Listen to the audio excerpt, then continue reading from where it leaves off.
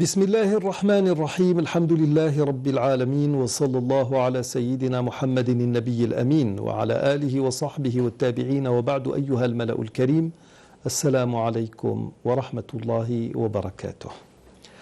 Je vous disais lors de notre dernier rendez-vous que nous sommes plein pied dans un concept quand nous parlons d'islam. L'islam en lui-même peut faire figure de concept universel, de concept pluriel, multidimensionnel, qui peut englober tout ce qui a trait à la vie d'un être humain. Et ça, c'est on ne peut plus vrai. De toute manière, quand on est réellement musulman, on le ressent. Parce que un bon musulman, c'est aussi un bon citoyen, c'est un bon voisin, c'est un bon père de famille, c'est un bon ami. C'est à chaque fois que normalement, que vous le mettez dans un espace, il est tel cette pluie salvatrice qui va apporter un bien à qui elle veut et à qui elle ne le veut pas.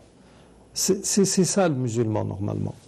Alors quand je dis que nous sommes dans un concept, à l'heure actuelle, nous avons énormément de concepts qui régissent la pensée actuelle, le vivre ensemble, le libre arbitre. Nous donnons des noms à des choses qui sont hautement souhaitées. Nous donnons aussi à des choses qui expriment des sens péjoratifs, à des choses qui sont mauvaises. Et nous essayons, à travers cette mondialisation qui ne cesse d'envahir l'espace, au niveau de toute la planète, les humains, ou certains, ou les plus forts d'entre eux en tout cas, essayent de conceptualiser un certain nombre d'idées juste pour que la pilule passe mieux. Parce que en réalité, tout ce que nous rapporte ou tout ce qui est apporté par cette mondialisation est mauvais, tout simplement. Alors, quand je parle d'islam en tant que concept, parlons d'un musulman, un lambda qui fait sa prière. Avant de faire sa prière, il va faire des ablutions. Donc, il a un rapport avec de l'eau. Et ces ablutions peuvent être rompues là où il y a une perte hydrique. Ça peut être le fait de faire ses besoins, d'aller uriner. Ça peut être le fait, par exemple, d'émettre un liquide spermatique ou quelque chose comme ça. Donc, il y a ce rapport avec l'eau. Il y a un rapport avec la voix du muezzin qui annonce que la prière est imminente. Il va lui aussi être dans cet échange selon que la prière est faite dans une lecture à voix basse, ce que nous appelons sir, ou bien une lecture à voix haute, ce que nous appelons al-jahr. Ceci a un rapport, on va dire, nictéméral avec cette alternance du jour et de la nuit, parce que généralement, pendant la journée, nous lisons à voix basse, ou bien sans émettre de son. La nuit, nous lisons à voix haute. Et ceci pourrait avoir un rapport avec la vitesse même à laquelle se transporte la voix. C'est de l'ordre de 340 mètres secondes. Il faut savoir que plus il fait chaud, plus la vitesse augmente. Donc peut-être que nous ne lisons pas à voix haute le matin parce que peut-être une dispersion d'ondes pourrait chambouler un peu l'atmosphère, mais nous le faisons la nuit parce que ça se fait de manière plus lente que ce qui pourrait être fait le matin. Il y a la fréquence que nous dégageons qui diffère d'un homme et d'une femme. Peut-être que c'est à cela qu'est dû le fait que les femmes ne lisent pas à voix haute, non pas parce que leurs voix sont, comme le diraient certains, awra, ce qui n'a aucun sens dans la religion de Dieu.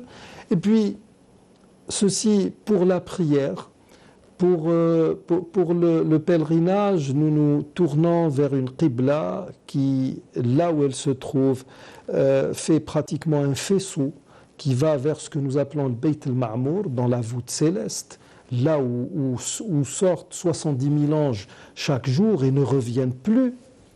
Et ce faisceau qui est appelé mana en langue arabe et joue un rôle incroyable dans l'équilibre même de cette planète Terre. Sachez que nous sommes là dans un point que les scientifiques n'abordent pas. Pourquoi ? Parce que les médias lourds et la direction même de ce monde est tenue par des gens qui veulent effacer cette idée de Dieu dans le quotidien des humains. Et à partir de là, nous ne citerons qu'un seul point. nous posons une question très très simple. Pourquoi les avions ne survolent-ils pas la Mecque? Cette ville de la Mecque, pourquoi n'est-elle pas survolée par des avions? Parce que les avions risquent tout simplement de tomber. Il y a quelque chose dans cet endroit qui ne ressemble à rien d'autre dans le monde. C'est quelque chose de spécial. Même les oiseaux ne survolent pas le cube noir que vous voyez à la télévision.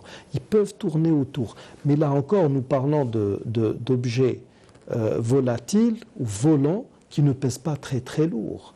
Donc cette question de la Mecque, elle mérite d'être développée par les musulmans, parce que si les musulmans ne le font pas, personne ne le fera à leur place.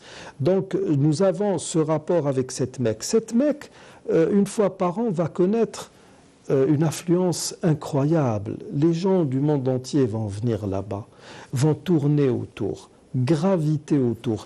Et durant ces moments-là, on va connaître un modèle d'adoration de Dieu qui est tawaf, la circumambulation, qui n'est comparable à rien d'autre. C'est-à-dire que nous sommes dans une manière d'adorer Dieu qui est plus que primitive, qui va se connecter autant aux végétaux qui observent ce tour, allant dans le sens contraire des aiguilles d'une montre, mais que nous allons aussi voir dans l'infiniment grand. Tous les astres du cosmos observent cette gravitation qui va dans le sens contraire des aiguilles d'une montre.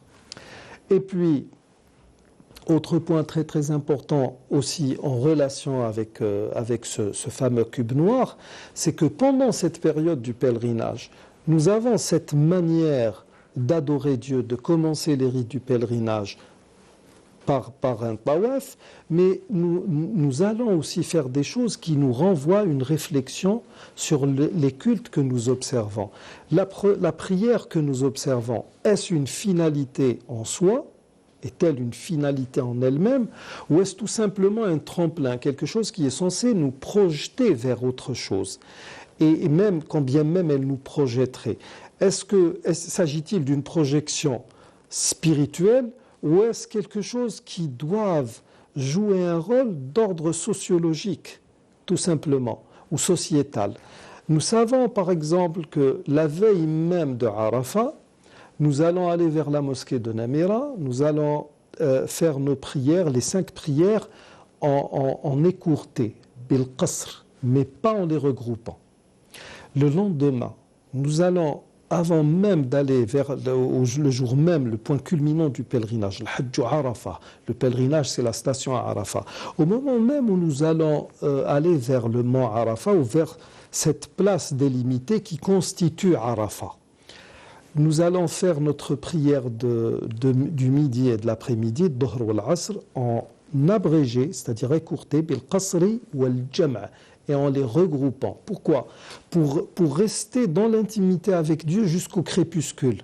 Ce qui nous donne une idée sur la prière elle-même que nous pratiquons. Il faut réfléchir là-dessus.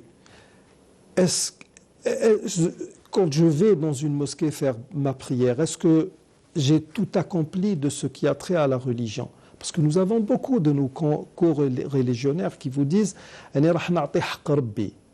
Écoutez, soyez sérieux. Ça, c'est un manque de respect vis-à-vis de Dieu. Quoi que vous fassiez, si vous comptiez les bienfaits de Dieu sur vous, nul ne pourrait les dénombrer. Ça n'est pas possible. Et à partir de là, le pèlerinage en lui-même nous ramène à une réflexion sur les cultes, sur le cultuel, sur tout ce qui a trait à ce que nous appelons les ibadat ou sha'air. Est-ce qu'il y a une vocation derrière tout cela? Nous savons à travers le Coran qu'il est dit wa aqimis salata inna salata tanha 'anil fahsha'i wal munkar. Accomplis la prière car la prière détourne de la turpitude et du blâmable. Ceci veut dire que je suis dans une logique qui veut faire de moi un bon être humain. Pas uniquement un bon prieur ou un bon adorateur de Dieu. Ça ne suffit pas. Ce qui est souhaité justement, c'est d'aller vers ce qui peut transcender l'humanité, par ce qui peut faire de moi un être, une entité, un élément, epsilon, qui mérite le titre d'être humain. Sinon, la religion n'a pas de sens. Maintenant, si nous allons vers cette humanité, si nous allons vers quelque chose qui peut créer ou qui peut donner naissance à un contrat social qui fasse que la vie ici sur Terre soit agréable, là nous sommes plein pied dans le concept. Ça n'est plus du religieux pur, c'est du concept. C'est un choix de vie. Et c'est pour cela qu'Ibn Badis, rahmatullahi alayh, insistait sur le fait d'être dans un islam réfléchi et non dans un islam héréditaire. قال أبائي فعل أجدادي كان أبي وكانت أمي. Non, je suis musulman, je suis fier d'être musulman parce que je choisis d'être musulman tous les jours que Dieu fait. Nous arrivons au terme de cette émission, je vous remercie de l'avoir suivi. Wassalamu alaikum wa rahmatullahi wa barakatuh.